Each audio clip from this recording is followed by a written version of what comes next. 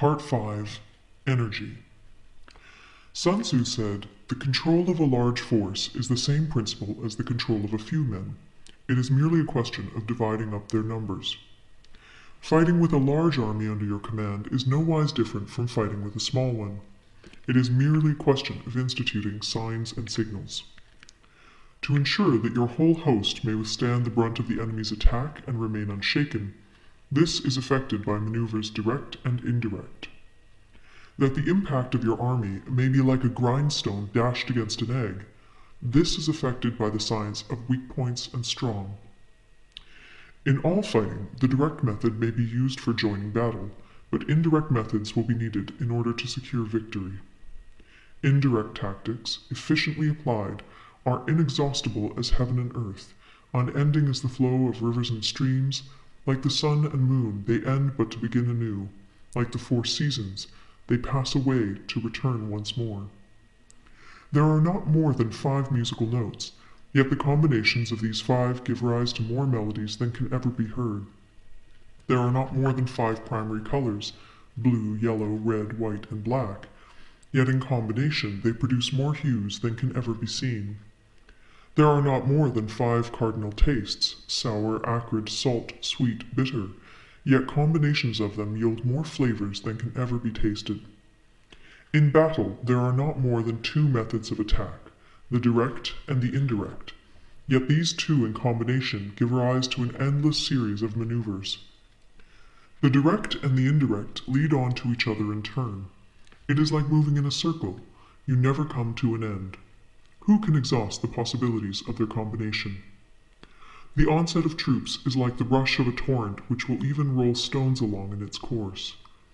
The quality of decision is like the well-timed swoop of a falcon which enables it to strike and destroy its victim. Therefore, the good fighter will be terrible in his onset and prompt in his decision. Energy may be likened to the bending of a crossbow, decision to the releasing of a trigger. Amid the turmoil and tumult of battle, there may be seeming disorder, and yet no real disorder at all. Amid confusion and chaos, your array may be without head or tail, yet it will be proof against defeat. Simulated disorder postulates perfect discipline. Simulated fear postulates courage. Simulated weakness postulates strength. Hiding order beneath the cloak of disorder is simply a question of subdivision. Concealing courage under their show of timidity presupposes a fund of latent energy. Masking strength with weakness is to be effected by tactical dispositions. Thus, one who is skillful at keeping the enemy on the move maintains deceitful appearances, according to which the enemy will act. He sacrifices something that the enemy may snatch at it. By holding out baits, he keeps him on the march. Then, with a body of picked men, he lies in wait for him. The clever combatant looks to the effect of combined energy, and does not require too much from individuals. Hence his ability to pick out the right men and utilize combined energy. When he utilizes combined energy, his fighting men become as it were like unto rolling logs or stones, for it is the nature of a log or stone to remain motionless on level ground, and to move when on a slope. If four-cornered, to come to a standstill, but if round-shaped, to go rolling down. Thus the energy developed by good fighting men is as the momentum of a round stone rolled down a mountain thousands of feet in height. So much on the subject of energy. End of Part 5. Part 6. Weak Points and Strong. Sun Tzu said, "Whoever is first in the field and awaits the coming of the enemy will be fresh for the fight. Whoever is second in the field and has to hasten to battle will arrive exhausted." Therefore, the clever combatant imposes his will on the enemy, but does not allow the enemy's will to be imposed on him. By holding out advantages to him, he can cause the enemy to approach of his own accord, or, by inflicting damage, he can make it impossible for the enemy to draw near. If the enemy is taking his ease, he can harass him. If well supplied with food, he can starve him out. If quietly encamped, he can force him to move. Appear at points which the enemy must hasten to defend. March swiftly to places where you are not expected. An army may march great distances without distress if it marches through country where the enemy is not. You can be sure of succeeding in your attacks if you only attack places which are undefended. You can ensure the safety of your defense if you only hold positions that cannot be attacked. Hence, the general is skillful in attack whose opponent does not know what to defend, and he is skillful in defense whose opponent does not know what to attack. O divine art of subtlety and secrecy! Through you we learn to be invisible, through you inaudible, and hence we can hold the enemy's fate in our hands.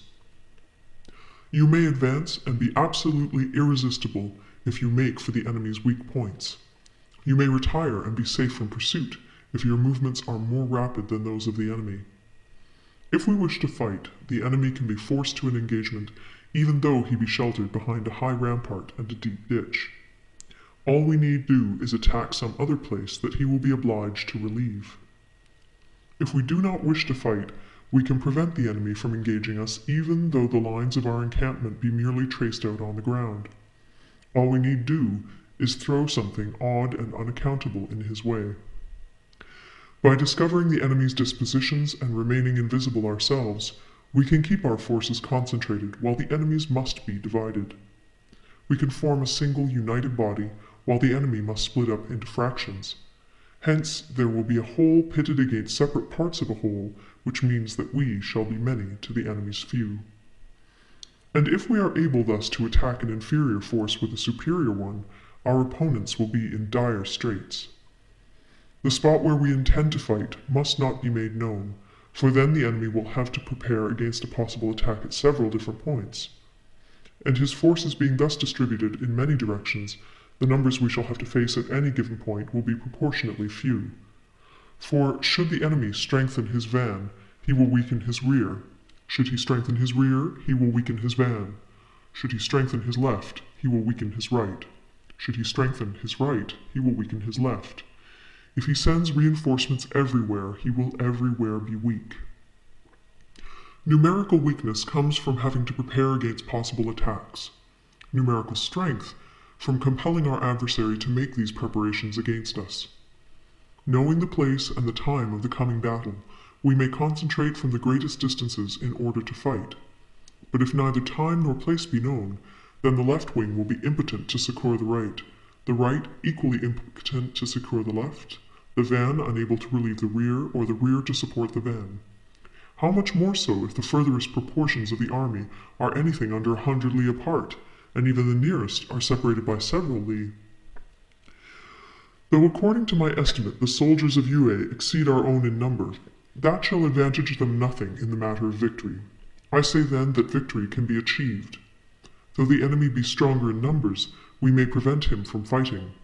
Scheme so as to discover his plans and the likelihood of their success. Rouse him and learn the principle of his activity or inactivity. Force him to reveal himself so as to find out his vulnerable spots. Carefully compare the opposing army with your own, so that you may know where strength is superabundant and where it is deficient. In making tactical dispositions, the highest pitch you can attain is to conceal them. Conceal your dispositions, and you will be safe from the prying of the subtlest spies, from the machinations of the wisest brains. How victory may be produced for them out of the enemy's own tactics, that is what the multitude cannot comprehend. All men can see the tactics whereby I conquer, but what none can see is the strategy out of which victory is evolved.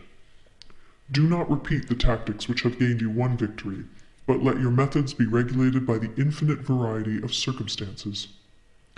Military tactics are like unto water, for water in its natural course runs away from high places and hastens downwards. So in war, the way is to avoid what is strong and to strike at what is weak. Water shapes its course according to the nature of the ground over which it flows. The soldier works out his victory in relation to the foe whom he is facing. Therefore, just as water retains no constant shape, in warfare there are no constant conditions.